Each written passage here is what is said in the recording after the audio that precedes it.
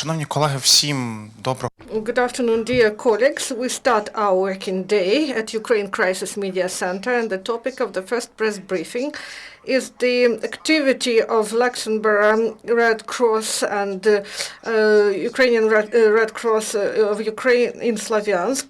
So our speakers are Myriam Jacoby, project manager, Valeriy Sergovskyi, deputy head of Red Cross in Ukraine, and Iryna Goncharova, widow and mother, resident of Sloviansk. Good afternoon, everyone.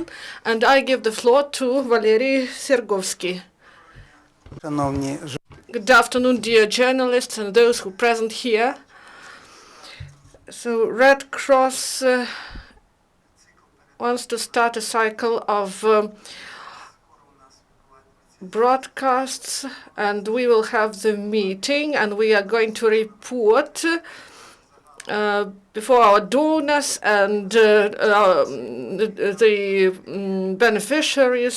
So our partners are Luxembourg Red Cross, and we work with them for about 20 years in different projects. And the main project that they started here in Ukraine is the heart surgery for children, and we didn't have the opportunity to do this, and that's why you understand that they provided help, and more than 300 children had surgery in Strasbourg with full support of the Red Cross of Luxembourg. So the children, they were treated, they were carried to Strasbourg, they were there till full recovery, and now these more than 300 children, they are healthy, they have their own families, so this is tradition that continues. From the start of the crisis in Ukraine and with the events in Crimea and armed conflict in the east of the country, Luxembourg Red Cross, they redirected their activity to help people who suffered because of the armed conflict in the east of Ukraine. One of the projects they support is the project to restore housing, especially winterizing of housing and restoring of houses that were ruined in the course of shellings when there were military actions in Sloviansk.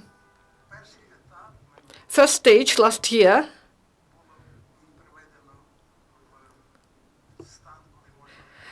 there were some repair works done in the houses, and these were 20 houses, and for the future, for this year, the amount is increased. The amount of funds is increased for this project. It is planned that there will be about 21 houses will be repaired and restored in order that people could live there. And about 100 houses, there will be some repairs of windows, and this is a large-scale project. And funds, it's about €500,000, and it will be allocated by the Red Cross and the representative office of the Red Cross. So I will give the floor to the project manager of Luxembourg Red Cross project, Myriam Jacoby. I be there for supporting the Ukrainian Red Cross and also the people here in Ukraine. Everyone knows that Ukraine has passed very difficult situations, and particularly in Donetsk, where many people are affected, and that's why Luxembourg Red Cross is working there. So concerning last year, 2015, we worked in Poltava, Kharkiv and Donetsk in collective centers to support them with some kits of hygiene, kits of food and cleaning. So we covered almost 1,685 IDPs, and we supported as well 16 collective centers in renovation of the premises. So we give them new windows, we renovated kitchens, children's spaces, and also the areas where the people are living, so to provide them a better situation than before. We will continue to support these collective centers as well for this year, but only in Donetsk. So in total it will be 11 collective centers that we will support it, and we will continue to provide them with non-food item kits for the beneficiaries there, because they don't have so a big income, and that's why they need support from external NGOs so that they can have a good situation. So it's planned that in these collective centers we will give them more than 500 kits. Last year we started a pilot program on reconstruction. Why reconstruction? Because Luxembourg Red Cross, their aim is to working in shelter solutions, and we are active in Africa and in Asia and also here in Ukraine. So we try to work with the shelter research unit of the Federation, because they have specialists in architecture and humanitarian aid, and they design, for example, here in Ukraine, our house, and we try to do 10 houses here in Ukraine for for showing that it's possible to do reconstruction right now, and one of our beneficiaries are there today. For next year, so for this year in 2016, it's planned for the new program that we will cover 20 new rebuilt houses. 22 houses will be renovated because they had light or medium repairs still to do. And then we will provide to 100 houses new windows. So that's a lot of houses, because the needs are there and the people want to have a normal life, and I think it's normal. They are for the moment sometimes living at their own family or in collective centers, so we want to try that they can go back and have again a normal life. And for me, it's as a mom, and if I see the beneficiary that we have selected, it's normal that you have to help these people, because it's not easy if you had a house and one day you come back and anything is there, so everything is destroyed it. So it's normal that it's important to help these people, because they don't have the possibility to have and to rebuild their own house. So for the Red Cross, the aim is to help vulnerable people, and that's what we are doing here in Ukraine. Concerning the budget for 2016, it's planned to have a budget of 565,000 euros, and let's hope that we can have more funds for this year as well, so that we can help more people in the Donetsk region. Thank you. So I would like to introduce one of our beneficiaries. So I give you.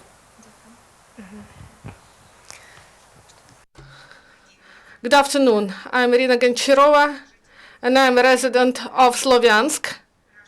And our house suffered during ATO operation. The shell got in our house, and it was completely ruined. We were left with nothing. And we cried when we saw our house ruined.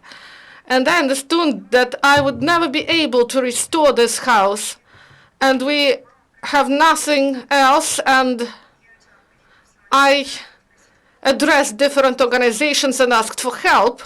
They said, no one can help you now. And then suddenly they called me from the Red Cross. Valentina Vladimirovna called me, and she said that there is a pilot project of Luxembourg Red Cross, and our category is the third category of destruction, and we have several children in our family. That's why we were included in this project.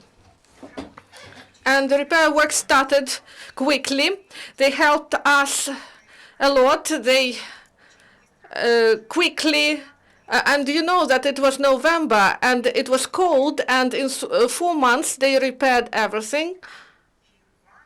And we have bathroom, it is repaired, and we also repaired 3 rooms because we have many children of different age, and we are thankful and we are grateful, and I didn't expect for such help. It's very difficult to speak about this. I'm really very grateful. Thank you, Iryna. Thank you, dear colleagues. Do you have questions? Please introduce yourself first and address your question.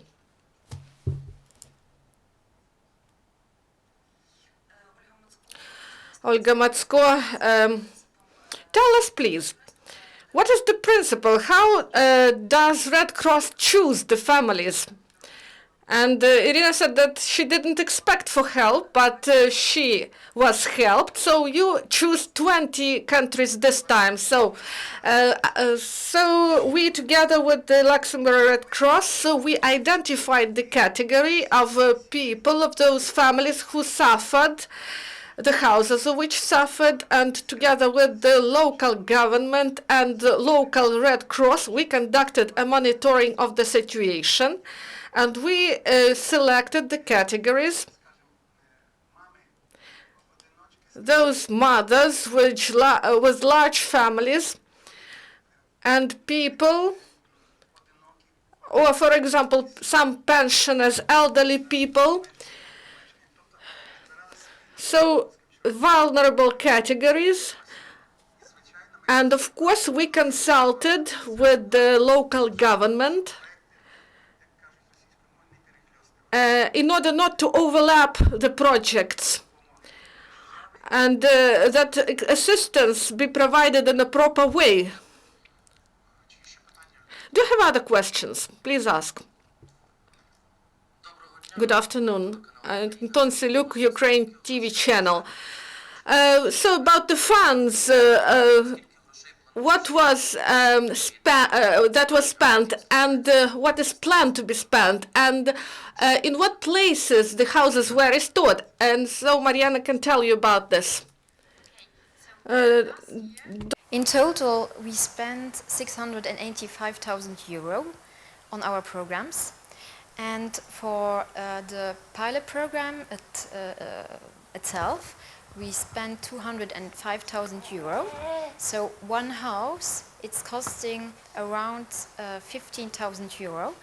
So at first it was planned 10,000 euro, but as we have seen, because it's a pilot program, there are some unforeseen that we can plan before. So in final, at the end of the program, we spent per house 15,000 euro.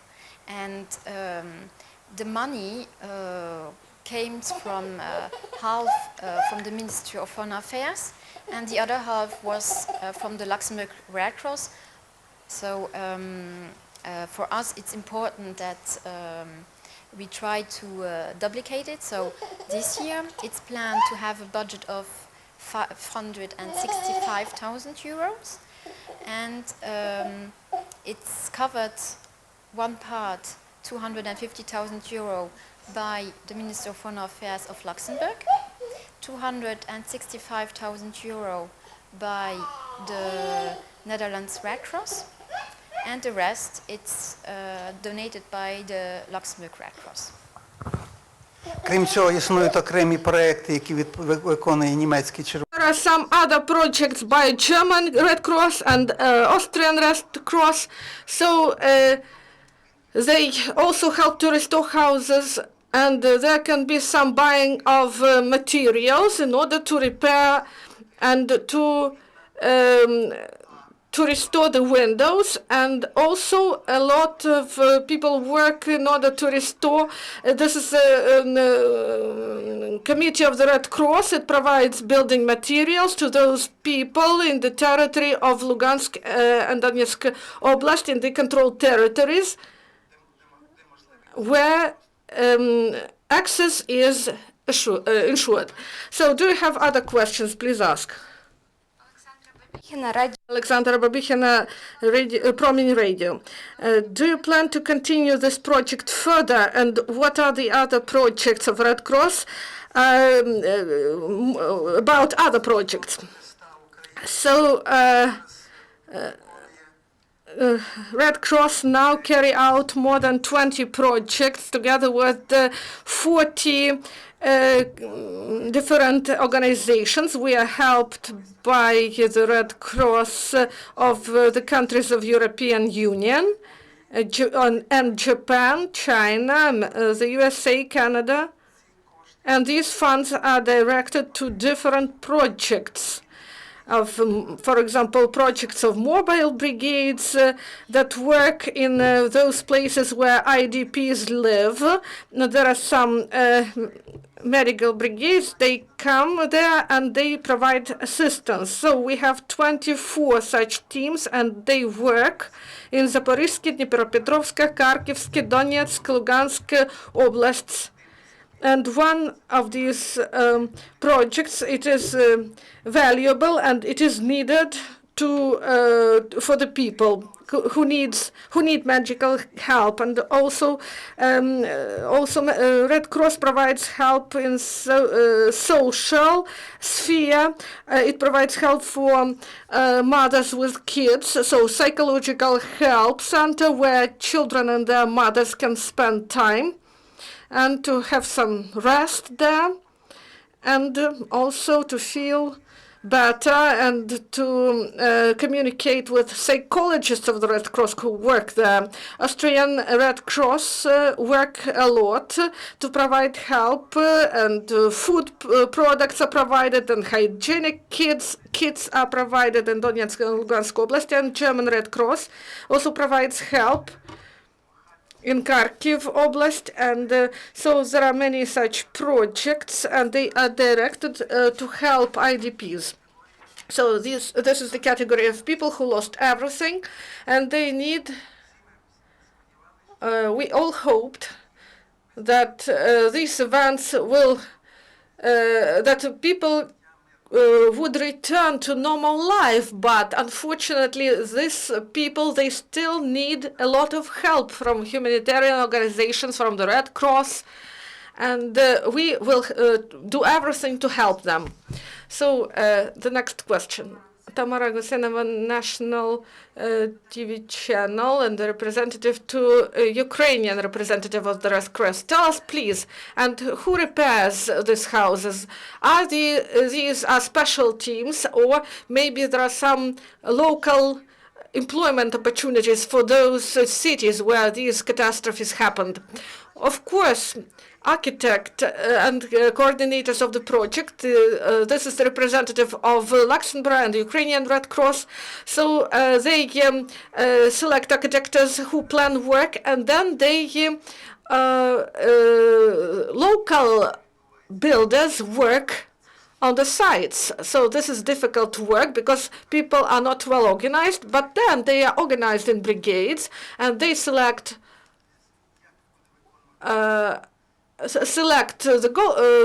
main idea of the project. And in Sloviansk we have building brigades, and they know requirements of the Luxembourg Red Cross, and they know how to carry out those works, and the procurement is done together with the Red Cross. These are tender procedures, and everything done in accordance with requirements in order to decrease the load on the budget. Concerning the procedures with how we are working, so normally it's going like that. It's firstly the architect is connected with an office of architecture in Sloviansk. They are working together, and there the office of architecture in Sloviansk are making the BOQs, designing the house. And then we want to more have working with local construction companies, because if you're working with local construction companies, you're also increasing the economic locally. And for us, it's important. It's not only helping the people with a new house, but it's also giving jobs to the local population. So it's the two. So for us, it's important to have these two components.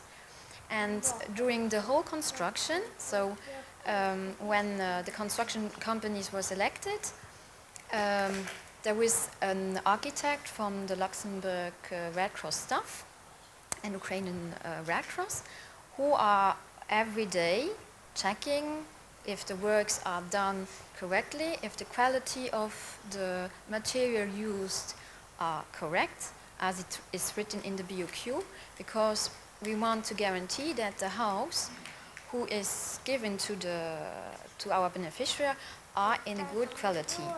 So concerning to that, we are always also checking with the office of the architecture in Sloviansk if everything is going well. So, and everything is reported, and if something has to be corrected, the construction companies has to correct it as it is written in the BOQ.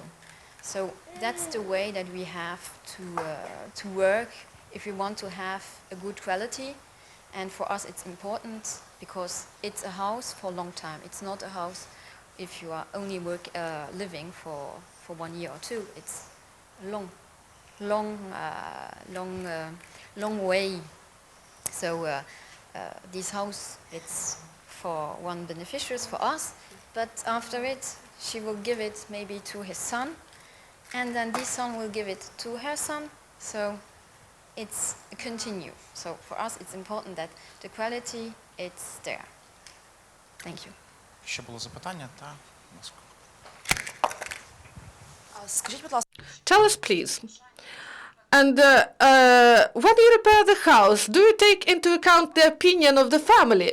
Because people like different things. And for example, about the painting of kitchen, for example. So people want to live in a nice house, actually. So, but the funds are limited. And how do you do this? How to do this correctly? Yes. They asked about the colors of the roof, then asked about the bathroom. They provided the color I wanted. So these are the details, but they are important for me. So we spoke about these moments. We discussed all the moments. And there are some instances during construction. Some people, they asked to change a design, and if it was in the framework of our budget, so we tried to meet the requirements of people too, of course. Do you have some other questions to our guests? If there are no questions, so we end our press conference. Thank you for coming. Until the next time, goodbye.